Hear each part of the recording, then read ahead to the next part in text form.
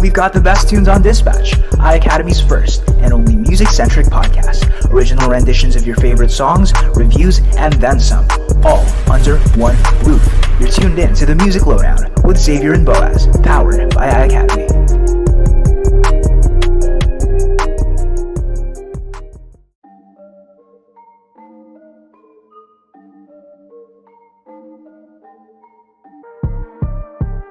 It's lights, camera, action time once more for the 7th installment of Music Lowdown. Joining you are the usual suspects once more. You got Rookie Boaz of 99.5 Play FM. And what is up, guys? It's your boy Xavier back at it again with another episode of the Music Lowdown. Straight to you guys. What is up? You know, we're always here to deliver the good stuff to you guys. Come hell or high water, by crook or by hook, by any means necessary. And we're so glad to be one of the constants in your routine. Be sure to keep us on the back burner of things because we got you. We got you covered. Ain't that right, Zaves? Yeah, man, no cap. We got you guys. And guess what? For today, we're going to be doing something different, something special. So yeah, we know that October ended with Halloween, and we did not deliver a Halloween episode. But guess what? Today, we are bringing you some special sauce. Guys, girls, everyone listening, today is the Music Lowdown Halloween episode. What is up? Getting all spooky. Yeah. Getting super spooky here, man. Yeah. You heard that right. This is the Halloween episode of the Music Lowdown. We're gonna be giving you guys the spooky sauce. You know what I'm saying? Spooky sauce. Yeah. Whatever that may look like. What would that look like, Xavier? Please elucidate. What would this spooky sauce look like? Spooky sauce. Okay, sauce is liquid, all right? Yeah. When it's Halloween, like what's the figure that you usually associate spooky with? To me? Yeah. Okay, so spooky sauce in relation to Halloween would be something of maybe a witch, right? Okay. You know how they're always cooking the green stuff. Yes. So that to me would be the closest thing I could attribute to spooky sauce. That would be the equivalent, the visual equivalent of spooky sauce to me, because they always stir in the pot. You know, they always cooking with it. You know, that's just me though. Yeah. Let's go. Yeah. I mean, spooky sauce. I mean, you're getting there, because like that's what I thought as well. Witches, right? Witches, they be stirring up the sauce, right? But what are they mixing in though? What's another thing that you can associate with spooky? Because I'd say skeletons and ghosts.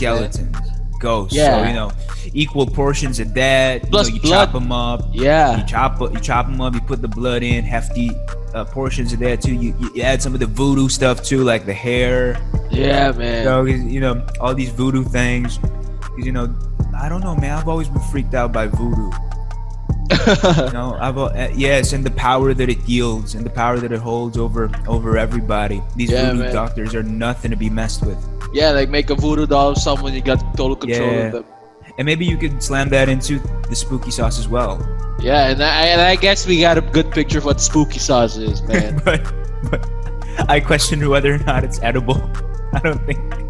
I don't want to touch that. No, I think you just put it like a vial or a jar. You just put it there on like a shelf for display. Now that's spooky sauce. That's spooky sauce right there. Purely for aesthetic reasons. Please do not eat. Please. Yeah, man. I say that with such ardency. Do not eat. But I have a feeling that spooky sauce would be spicy, like California ghost pepper or something. California ghost peppers, but yeah, something all the like that. Up to 11, you know.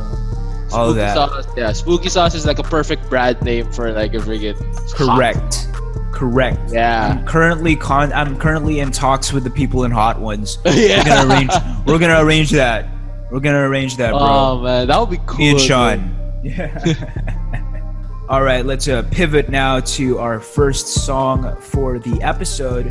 A song that thematically resembles and embodies, in many ways, the heart and soul of Halloween. A Stevie Wonder song called Superstition. We'd be remiss not to do it to you. It's just one of those Halloween staples. Oh yeah, heck yeah. So we're starting off the episode with some OG good sauce, you know what I'm saying? We got Superstition by Stevie Wonder. This is our rendition. Guys, gals, get ready because we'll be back in 3, 2, 1.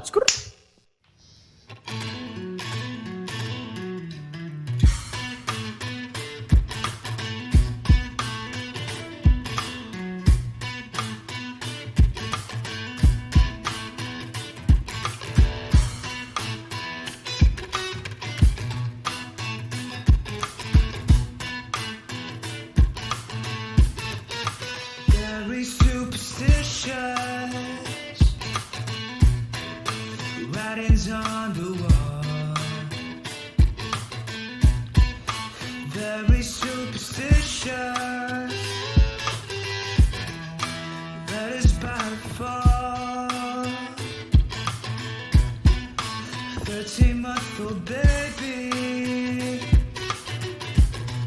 without the looking glass. You don't want no saving. Devil's on its way. When you believe in things that you can't understand, and you're suffering, yeah, yeah, yeah. Superstition ain't the way.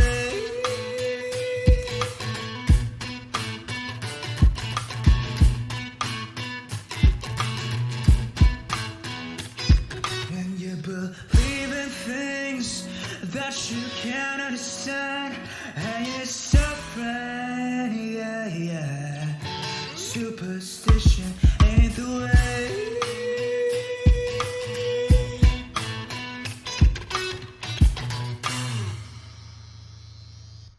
What is up, guys? We are back. How'd you like that rendition of Superstition by Stevie Wonder? Our own cover, our spooky twist and spooky sauce on that song. Bros, what do you think about it?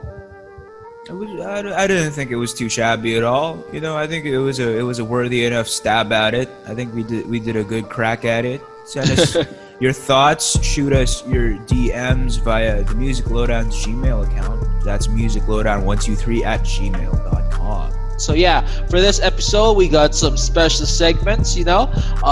We got one segment on November's month theme, all right, and we're gonna be talking about spooky stuff, all right. We got a segment called Spooky Sauce. We've been saying Spooky that sauce, baby. been saying that since earlier, Yeah. but yeah, we got We did some foreshadowing. You like that? foreshadowing. Yeah, Yeah. some foreshadowing, baby. Yeah, extra foreshadowing. We got a segment called Spooky Sauce, and you'll get to know about that later. And of course, we're bringing back an OG classic, which we will not spoil right now. We got an OG classic coming back later. And of course, we're going to be capping this episode off with another perfect song for the Halloween theme. And Let's get straight to it. And apart from Halloween, which seems to be, you know, the overarching occasion when it comes to November, a lot of people, myself included, overlook another important thing that we commemorate and that we celebrate during Halloween, which is anti-bullying month, correct? Yeah, and Friendship Month as well. Yeah, Friendship Month as well, and that's something we want to shed light on, because often, you know, it gets the shadow of Halloween gets casted over these guys, these fellas, and they get overlooked a lot. So I think it's their time to get some of the limelight too. So real quick, we want to talk to you about Safe Zone, a segment that we had concocted especially for this episode. Let's talk about the stuff that gets overshadowed by Halloween, alright? Boz, would you want to start off this segment for Safe Zone? Sure, man. Yeah, I'd love to oblige. So today we'll be talking about certain depictions of bullying in film, since we talk a great deal about movies and series here on Music Lowdown. We're all encompassing that way. So Xavier, I'd love to get the ball rolling with you. What are some of the ones that stick out, or some of the ones that come to mind, man? Penny, for your thoughts. Okay, so like bullying depicted in media, right? Okay, so like if you ask me, like the first thing that comes into my head would be like the early and mid 2000s depictions of the topic, you know, like how Disney films like portray like this like group of jocks, like, you know, picking on this like one student, and like they're like interpreted and presented in a very silly and exaggerated manner, like in the way they act, the way they talk. And of course, you know, these are like these movies like during this time were like targeted for like a younger audience, so you know it had to be like that kind of presentation. But if you ask me, like a film that would be a good, not really a good depiction, but like a film that kind of depicts like bullying in a way that it's quite realistic or something you can relate with, would be the film, both old school and the remake, would be Carrie. Yeah, man. Yes, sir. Yeah. No truer words have been said. Yeah, and I'm Love trying that. to yeah, man, and I'm trying to relate this to like the Halloween theme. So we got a spooky movie, and we got something that's related to the theme that we're talking about right now. So yeah, you asked me, Carrie, I've watched I haven't watched the old one, the original one, but I've watched the newer one. Oh, Um, the one with Chloe Moretz, right? yeah. That's from years Ansel ago. Elgort. Yeah. Yeah. For me, if you ask me, like Carrie's an interesting one, because like it gives you like a picture, it gives you insight to what like bullying in like growing up in high school with that kind of environment is kind of like. And I think that even like the film is like a classic like revenge flick or horror flick. I'd say that the film has a double meaning on like what it's trying to convey. One, it's I would say is don't bully, or just be very careful, because again, like I think that the film, it's a horror movie like on the perspective of those who like picked on Carrie. Like karma comes back around, like Carrie gets her her abilities and stuff, and she messes up the day of all the people who picked on her. And I'd say that that's like again, karma going back around. You do unto others what you want them to do unto you. So it just came back around and hit them back. What you do might come back at you like later on in the future. So yeah. Anyway, pivoting now to my neck of the woods, and taking a leaf from Xavier's book, Sure. I wanted to pick a movie that seamlessly melded the depiction of bullying into a horror purview, a horror sort of context as well. Okay. So I picked Unfriended. Hey, yeah. Although unlike the character of Ansel Elgort, these guys have no redeeming qualities to them. Yeah. They fully had it coming, because they were acting deplorably, out of line. They were bullying this kid. They bullied her to death, I think. Yeah. And then this girl in question that got bullied wound up haunting them in their Skype call. Which I found to be very interesting, and it was very lo-fi because it was mediated and shot through Skype. So not a lot of moving parts, not a lot of moving components in it, but nevertheless very effective. The simplest of movies wind up being the most effective. It was a very interesting film. It was really cool. Yeah, and it really like I would say like it's kind of ahead of its time, because all of us now, we're all stuck to our screens, and we're like you're doing things online and digitally. You're right. It's very much the precursor to this year's The Host. I don't know if you've seen Host. Yeah, I've heard of it. Yeah. I mean, that was a cool film. That was a very cool I will say film. this much though. I didn't love the sequel as much. Dark Web, Unfriended 2. Dark There's a Web. sequel? There's a sequel, right? I never heard about that. I think that's pretty indicative of how it just flew over people's heads. It was super under the radar. Not a lot of people gravitated to it, I guess. I mean, Not a lot of people were drawn to it. let me guess. Is it like they can just like banked off, or like they just wanted to milk like the name or like the fame of the first film, essentially, right? It is what it is. Yeah. Okay.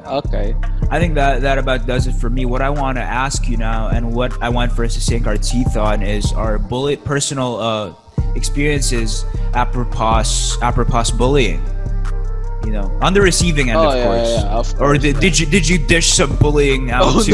No. I mean, for me, like back then, like back in like junior high, I kind of like experienced some of that, like the bullying back then, like because of how to say this, like because of like my weight back then, and like how big I was.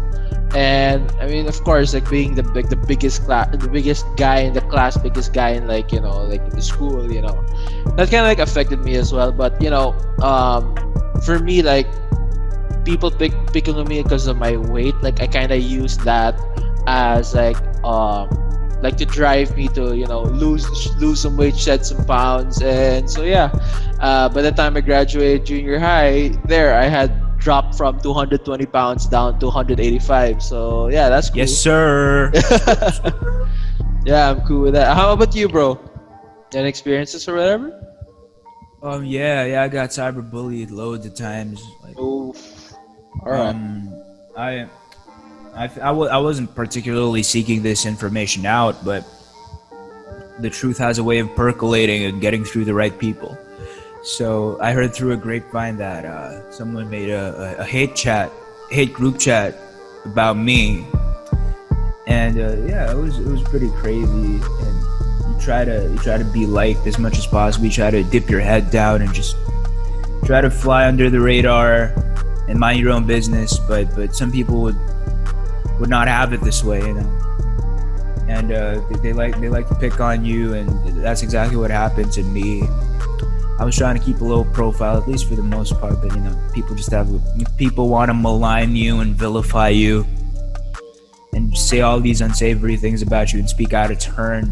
I mean, you know, they're welcome to it. It's their own opinion, but you know, you get through it. You develop calluses for it, a thicker skin, no big deal. Yeah. Sticks and stones. I mean, for me, like the best way to, like, you know, get through like getting bullied is, like, you know, just ignore the people, right? Ignore the dudes doing that to you. I mean, they just want attention and everything. So, like, you know, for me, that's what I did. Like, ignore the person. You know, I mean, if it bothers you, like, report the person to, like, your teacher or your prof or whatever. So yeah. I mean, going back to my previous predicament and what I've been through, it's funny how a person you feel such seething and resentment for, that person winds up taking so much real estate in your head that you're compelled to make a group chat about that person, a hate group chat. Yeah. That's just so funny, and that's like the antithesis of hating someone. At least, like, at the end of everything, you know, you and I both got through our own struggles with that stuff, and we're better people for it. Yeah, of course, like we always come out better. Yeah, heck yeah. Like, for us right now in iACADEMY, like, how can we make, like, iACADEMY like a bullying-free environment? And and with that, like, I think I'd like to transition over to tips, maybe. Like, if you have any, like, thoughts or tips for the listeners, like how to make iACADEMY a safe space for all. And so yeah, like, I guess, like, we can present ways on how we can help IAC be a bully-free environment. Sure. Okay, I'll start off. I guess I would say, like, be open to everyone in class. You know, of course, like, I'd say, like, your class is your fam. Your class is your family. So, like, you know, try to get to know and reach out and be friends with everybody. You know, everybody in class. No matter how few or many you are, it's fine to have your own group in class, like your own clique or own squad of friends. But of course, being friends with everyone in class won't hurt. And yeah, it would help you be comfortable being around with all of them. So yeah, I mean, you, bro. Here's my slant on it. Okay. It pretty much has all the power you give it. And, okay. You know, I hate to break it to you. I hate to take the wind out of your sails, but for the uninclined, for the unenlightened, bullies are a constant. Just, dare I say, just as much of a constant as music Lowdown is to your routine. So, you know, be sure to listen to us, you know, each time you can. But let's pivot back to the. I digress. So yeah, it's a constant of this world. There are always going to be bullies. It's something we can't do away with. It's one of those unassailable, unequivocal things in this world, and it's just something you're going to have to get past. But it's not insurmountable. You know, it's something you can get over the hump. You can get over the hump if you just try to have that inner peace and just block out all that bedlam and all that noise. Because, you know, when that switch starts to flip in your head, all of these things just wind up passing over your head. So you don't notice it. You don't notice it in the long run. That's what I do. We've, like, shared both of our thoughts. Because me, I'm cool. Do you have anything else, bro, to share? No, I think that's about it for me. You know, I'm not really the most well versed when it comes to the topic. I think I could stand a better chance of doing more harm than I can good. So if you're feeling this way, contact the good folks of OSAS. They got you covered. Yeah, man, those people in OSAS in school, they got you covered. OSAS and Osea, yeah, they got you guys covered. They're your homies here. If you got any problems, you can talk to them, reach out to them. So yeah, there's that. And now with that done, we can head over on to our next segment, bro. We are bringing back an OG classic this episode. We haven't done it for a few episodes, but we got this down and ready. Of course, guys, if you're not sure what I'm talking about, we got our one and only game segment, Fact or Fiction. Yeah, Hold baby. up, bro. Wait. This is something different. We are doing Fact or Fiction Halloween edition. You know what I'm saying? Woo! Yeah. So, yeah, guys, you know how it works. Bose and I are going to be exchanging films, series, music, and other stuff, and guess if they are real or not. So this time we're doing things especially tailored for the Halloween theme for this episode. And so, yeah, without further ado, let's get straight to it. So, yeah, I got 3 on my end. How many do you got on your end, bro? I got 3 as well. All right, so 3 on 3.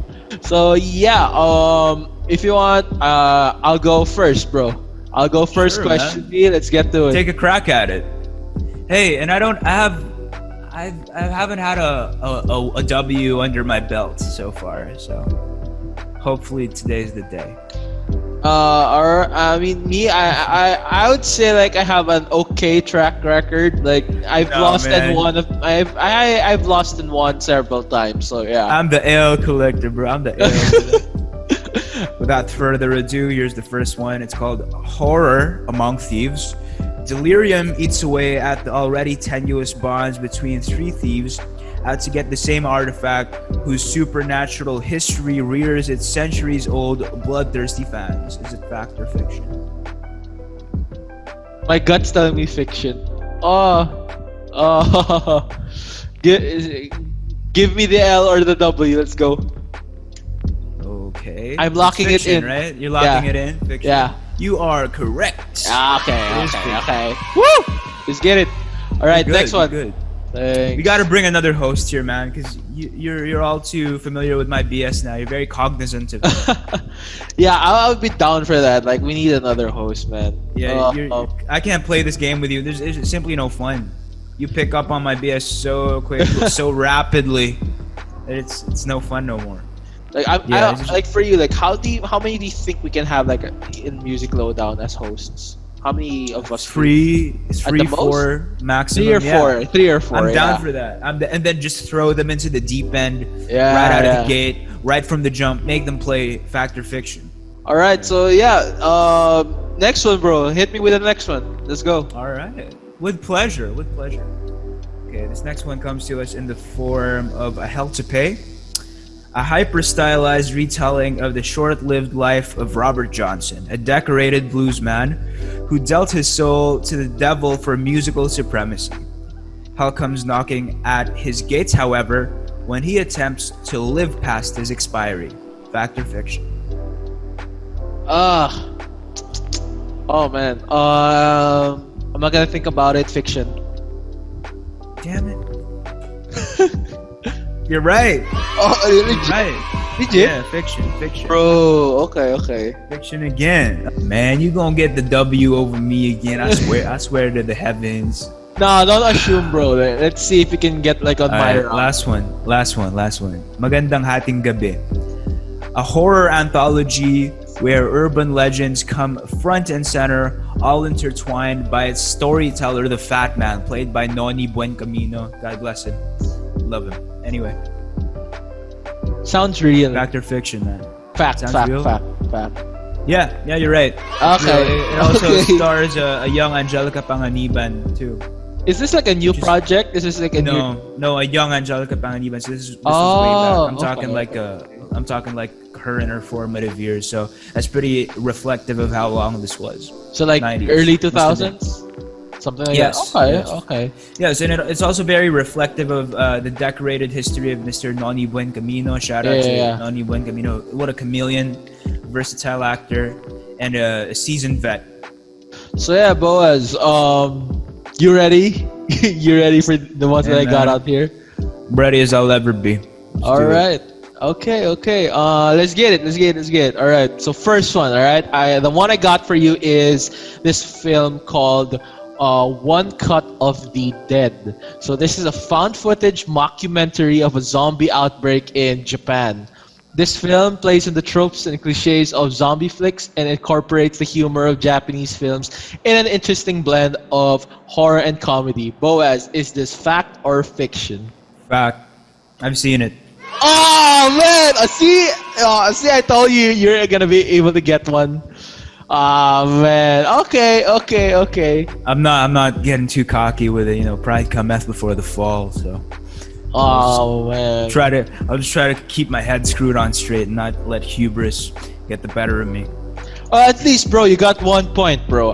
If you get the second one down, bro, if you get another one down, bro, you're gonna win already by majority. Next one's another spooky one. All right.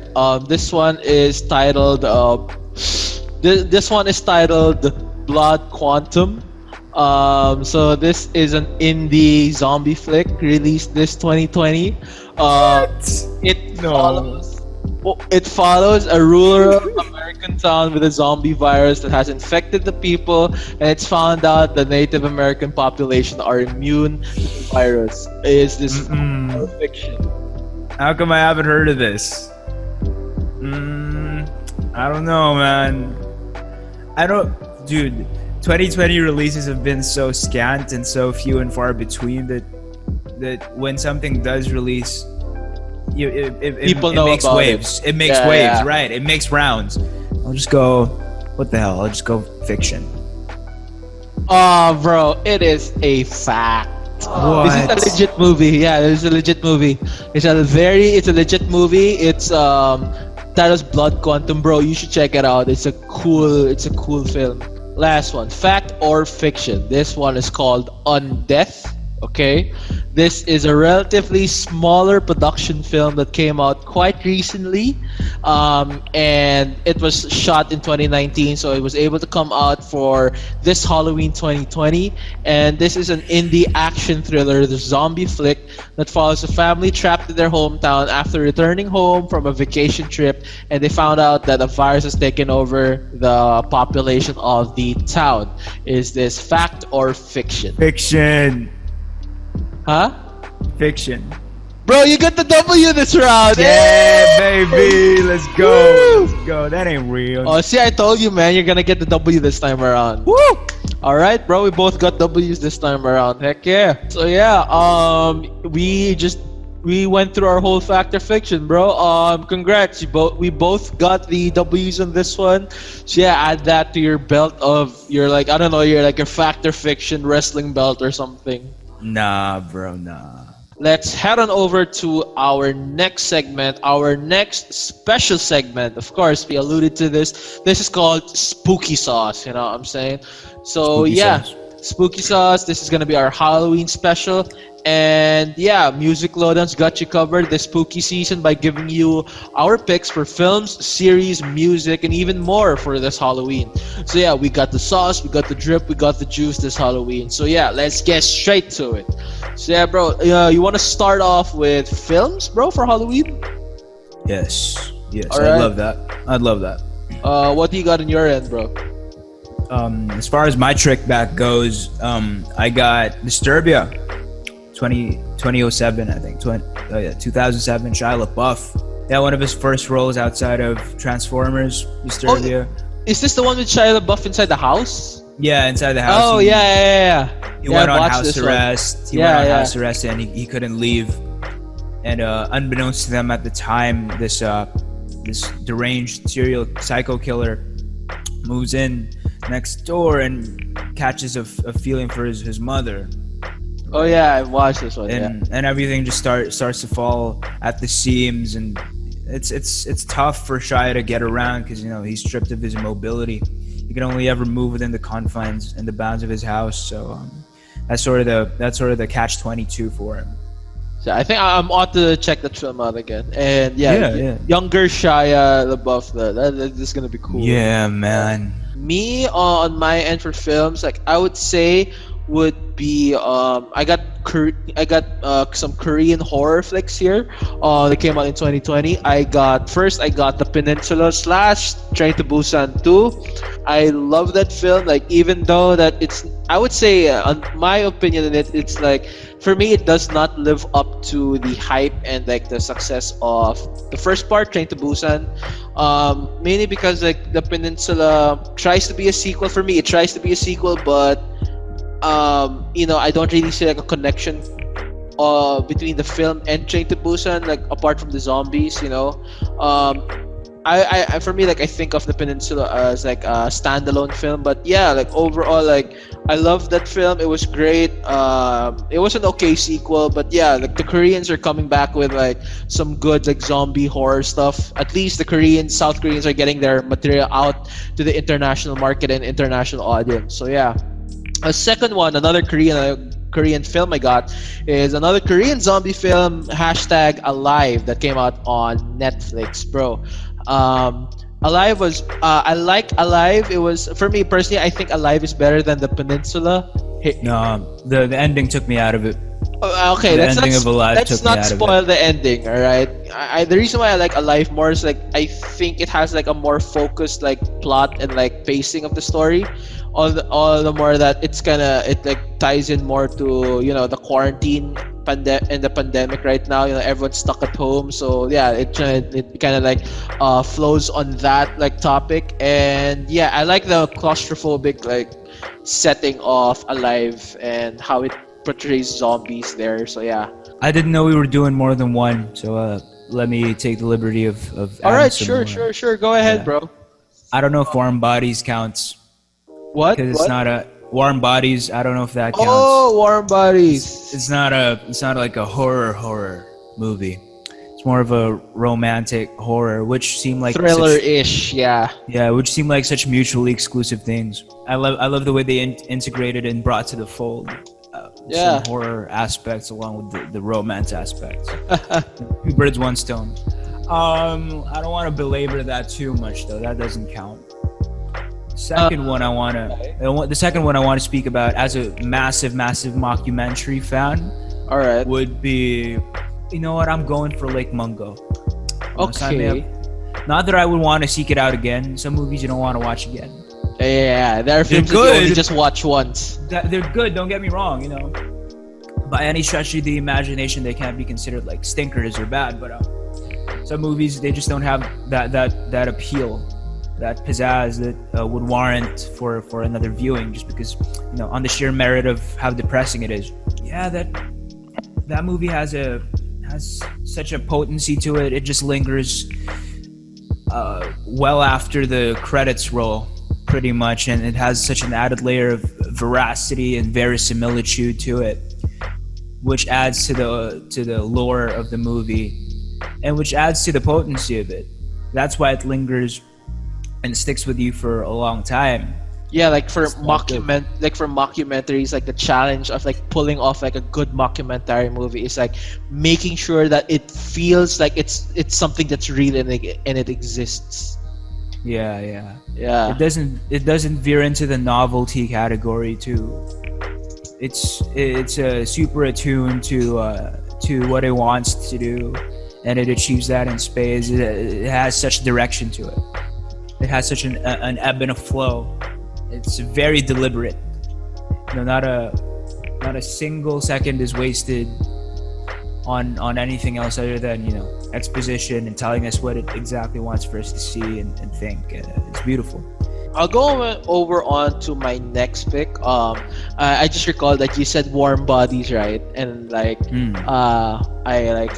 I discussed like some Korean stuff. There's actually like a Korean version of Warm Bodies. No way. Yeah, legit. It's like, what's the title again? Zombie for Sale. Yeah, that's the Zombie one. for sale. It's cool, like, cause like the plot is like there's this dude who escapes and he's actually infected, and then the cool thing is that when he bites people, they become younger.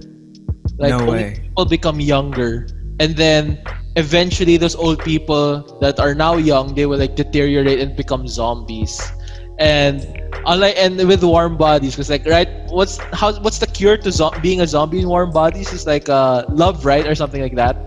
Something's happy. Yeah, something like that.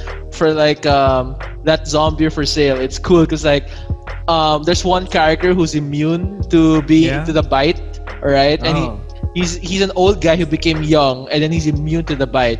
And so the cure for all the zombies is that he has to bite all the zombies. It's cool. What? Yeah. I mean, of course, it has like those traditional like South Korean romance, comedy kind of like tropes. But yeah, it's a cool film. It's a cool. You know film. what? For what it's worth, I do like it sometimes when movies veer into the cloying. But you know, when they get heavy-handed with it is when I don't like it. But you know, when you use it the right amount, when you're sparing with just it, right, just when right. you're just right with it, you know, I don't mind it. I don't like a little cloying. I don't like a little. I don't mind rather a little cloying. I don't mind a little sappy from time to time. So yeah, on to my next pick would be like these OG zombie flicks that made running zombies a thing. 28 Days Later and 28 Weeks Later. Those films terrified me as a kid, but I friggin' love those right now. And it's also cool because like it treats zombies as not undead, but rather as a virus. So like the person is still alive, but they're controlled by the virus. So yeah, that would be like a good flick to watch right now. It's 28 Days Later for the part 1 and 28 Weeks Later for the sequel. And yeah, you got a young Jeremy Renner for that. You got a younger what's his name? Cillian Murphy. Oh no way, Cillian Murphy's there? Yeah, he's there. He's the guy in part 1. And you also got like Idris Elba in part 2. Yeah, they're all friggin' young there and rather like still kind of unknown. And it's really cool. Yeah. It's really cool. There's this funny anecdote I heard from Cillian Murphy where he vividly remembers going to shoot the first one, and they had to wake up super early. Yeah.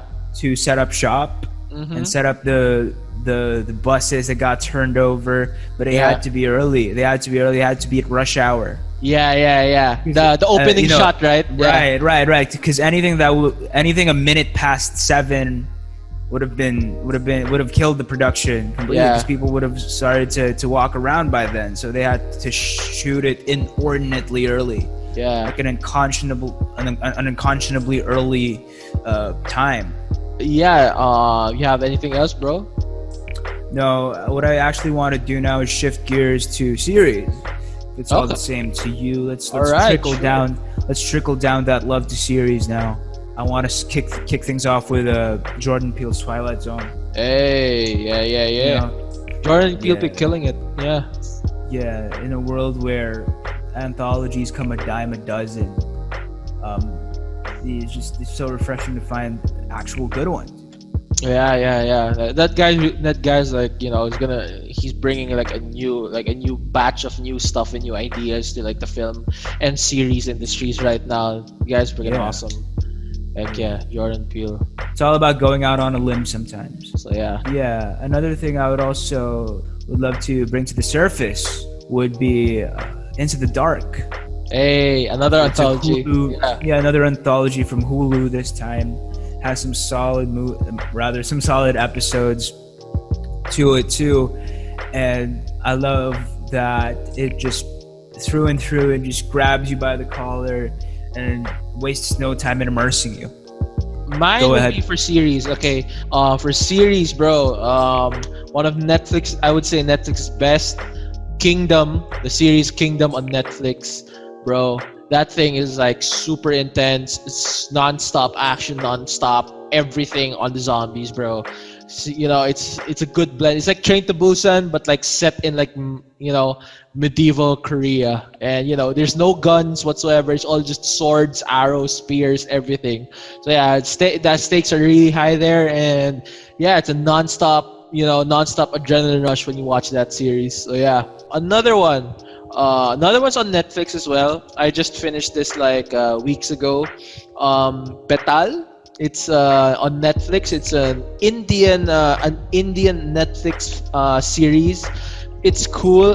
Think of it as Kingdom, but it's Indian this time. But it's not a total rip off. All right. There's like police, and then like they like demolish it.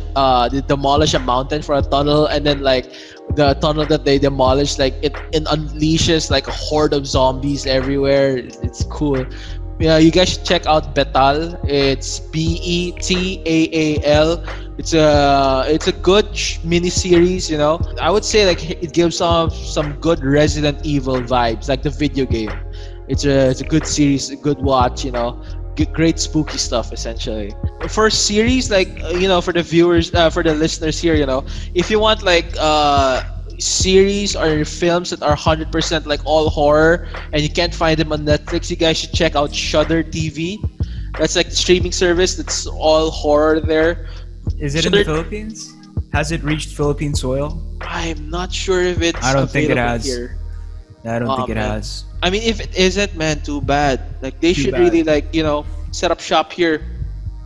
Shudder TV is like cool, they're still up and coming, they're still getting big, but they have some originals just like Netflix. And yeah, how about let's go on over to music. It's kind of harder, like it's harder like music, like Halloween music, but like I guess there are some songs that are quite good to like set you into the mood for like the spooky season. It's kind of like not really in the message of the song, but more of like the sound, the kind of sound that the music gives. Like for me, my first pick would be "Creep" by Radiohead. I mean, need you say more? Come on. Yeah, the sound. It's the major third. Vibe. Yeah, the major third just. Yeah, it's the money. Whole vibe. Heck yeah. Mine would have to be Emperor's New Clothes. Hey. Sheerly because of the video from Panic at the Disco. Yeah. It's a direct sequel to This Is Gospel. Yeah. In terms of the music video, at least. Yeah, it doesn't bear that in the lyrics at all, or in the sonic aspects, just from a music video viewpoint. So it's Brendan Urie ascending to heaven, and then he gets pulled down to hell, and it just devolves from there. It just devolves into madness from there, and he. Yeah. I mean, the music and the video like accompany each other really well. Like they're good partners. Yeah. For my next pick, this might catch you off guard, but like 21 Savage is like a horror song. Yeah, bro. No way. Yeah, I didn't know that. 21 Savage has a song called "All the Smoke," or how it say, "All the smoke." All right. Bro, that song's kind of creepy because like it has like this horror piano going in the background, and then there's this beat like just hitting right, friggin' lit and scary at the same time. And the video, it's like it's kind of like a rip off, not really a rip off, but like an imitation of like Jason from what's his film, Friday the 13th. It's quite cool, like there's like the killer going around hunting like the teens in the forest while 21 Savage is like vibing and chilling and smoking in the background. So yeah, all the smoke. Very 21 Savage. Yeah. Very much 21 Savage. Yep. You have anything else, bro? I think I'm good to move on to whatever it is that's next, which comes to us in the form of games, right? Oh yeah, this is your neck of the woods for sure, James. Like for me, I would say like video games are like the best way to experience horror because you're not an audience and you're not a person taking a backseat to everything. You're the one that is interacting with the game itself, so whatever happens there, it's on you, and the games just like draw you in. It's very immersive. So yeah, for video games, like I would say like the horror game that's trending right now would be Phasmophobia. That's a game that many of my profs in game development are playing right now. It's really cool. You essentially just take the role of ghost hunters, and you do tasks, and you have everything like a spirit box, a holy cross, the Bible, and everything, and it's up to you to complete your investigation. So yeah, essentially, the meme, the ghost hunter guy, the Filipino ghost hunter guy. What's his name? Ed Kaluwag. Yeah. Yeah, essentially that. People call it like the Ed Kaluwag simulator or something. Man, I Yeah. get the idea. Yeah. Yeah, That paints a very vivid picture. Yeah. yeah, essentially that. What else? I would say for video games, if you want to get into zombies and like body horror, I would say Resident Evil, the Resident Evil game series. They have like so many parts, so many spin-offs, and all of them are their own great experiences. They have good balance between action and survival horror, and it really makes zombies a very scary thing when you're encountering them in the video game. Do you have any video games in mind or whatever? Oh yeah, growing up, Siren Blood Curse always rubbed me the wrong way because how the zombies yeah, I spoke think I in know that. silent. Because the way they spoke, it was distinctively polyphonic. There was a lot of layers. It's like, what I mean by that is, imagine how I'm speaking right now, but it's just one layer, right? Yeah. It's just one layer. Imagine superimposing several layers of voices into my voice right now. Yeah. Thus making it polyphonic. Yeah. Yeah, that's the effect that it has. Clock Tower was another one. I love how they deliberately made. I love how in Clock Tower they deliberately made, as a stylistic choice, the controls cumbersome, hence making it harder for you to outrun the crazed serial killer from the game. Yeah. I mean, if you ask me, it also kind of has like some Resident Evil vibes, but more on like the supernatural, spooky side. Oh yeah, Yeah. for sure. I do see those parallels as well. That's a very astute observation, Xavier. Yeah. Friggin' awesome. Yes. If you don't have any more game suggestions, I'd like to interject something different for this segment. How about spooky trivia? Oh yeah. Yeah, Oh spooky yeah. I trivia. got you, man. I got Yeah, you. you have wanna any hear stuff about for that? mine? Sure, let's get it. Yeah, I want to speak on the Superman curse. How Oh, okay.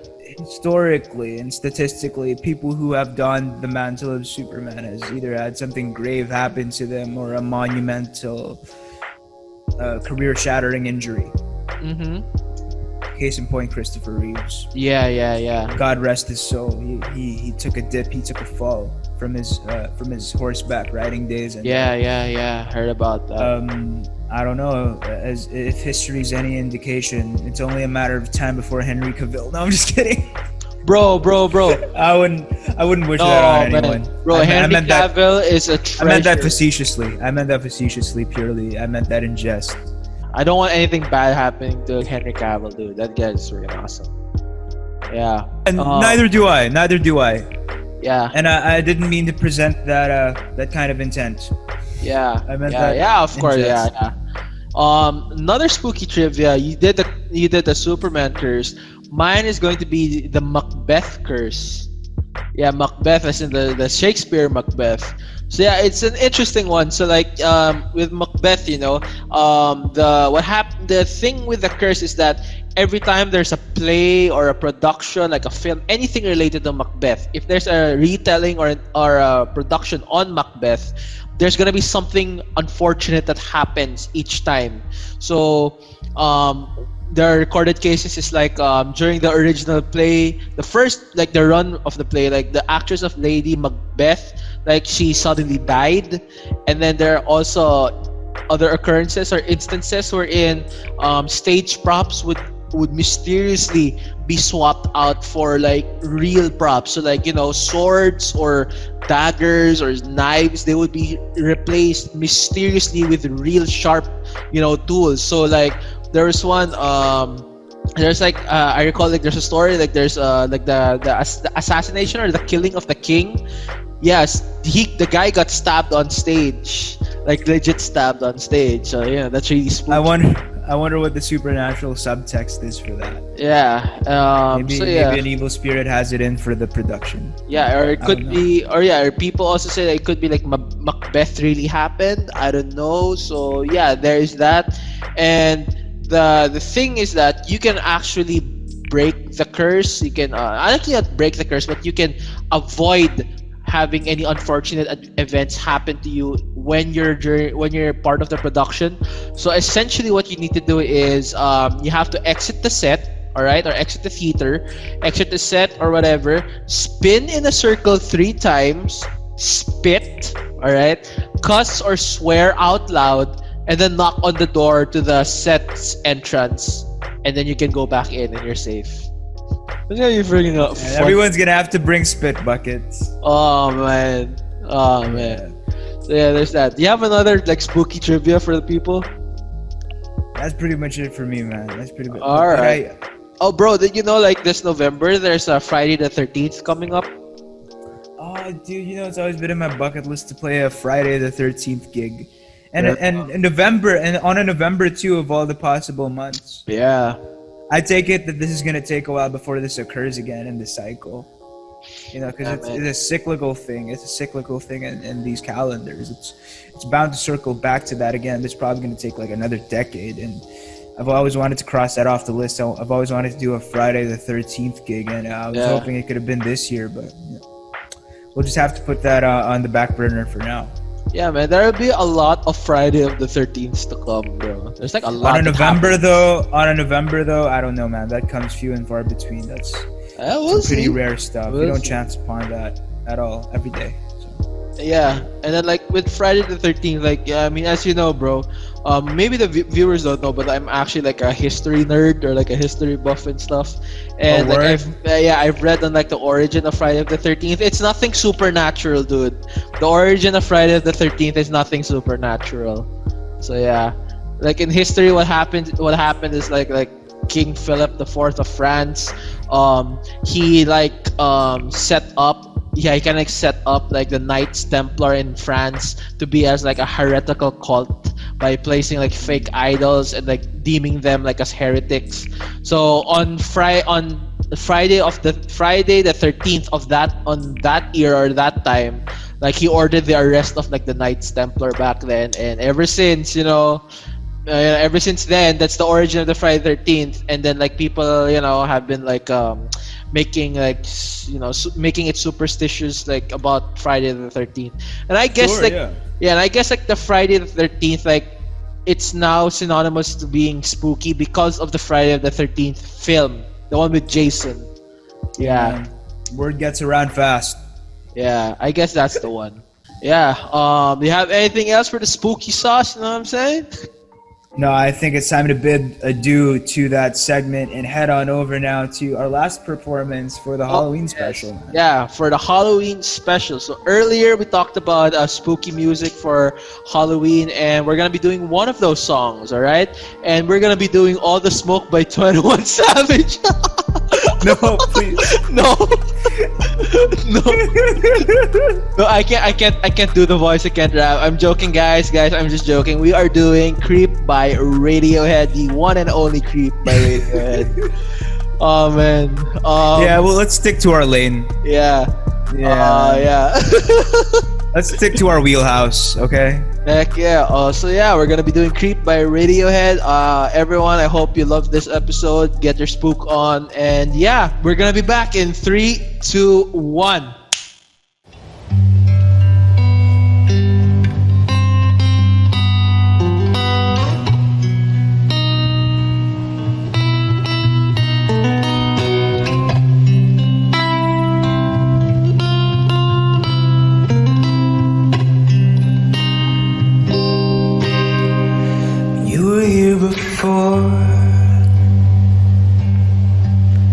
Couldn't look you in the eye. You're just like an angel. Your skin makes me cry. You flow like a feather in a beautiful world. So freaking special. Oh, I wish I was special. And so I'm a creep. I'm a weirdo.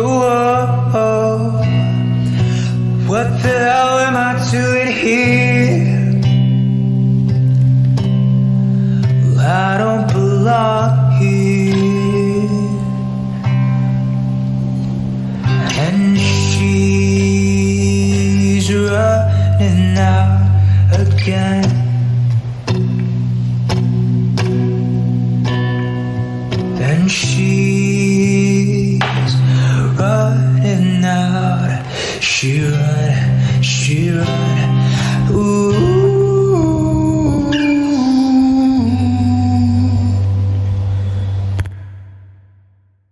What is up, guys? We are back, and yeah, that was our performance of Creep by Radiohead. That was our original rendition and cover.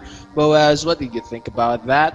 I thought it was pretty darn dope, if I do say so myself. But I don't think I'm coming from an objective place though.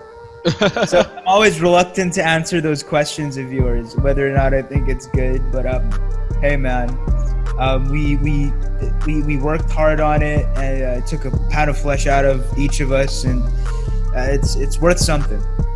Yeah. We sauced both. We sauced up both Creep and Superstition. So yeah, there is that. And yeah, I guess that does it for today for this Halloween themed episode of the Music Lowdown. Guys, gals, everybody listening in right now, I hope you all enjoyed this episode. I hope you guys listed down all the films, series, music, games, and whatever, and other spooky trivia that we provide for you guys to get your spook on this Halloween. And yeah, anything else, bro, you want to discuss about? Shoot us a message at musiclowdown123@gmail.com. Yeah, you can always there. Get to us there. Yeah, we're always there. We're always lurking. We're always waiting for your mail. So go ahead, you guys. Yes. So yeah, thank you everybody. Thank you for all checking in and doing all this stuff with us. Thank you for tuning in to Music Lowdown. I love you all. So yeah, I guess this is it. I love you all. Thank you guys. See you on the next one. Yeah, this is Xavier, your boy, signing out. This is Boaz. Thanks. Peace out. Woo!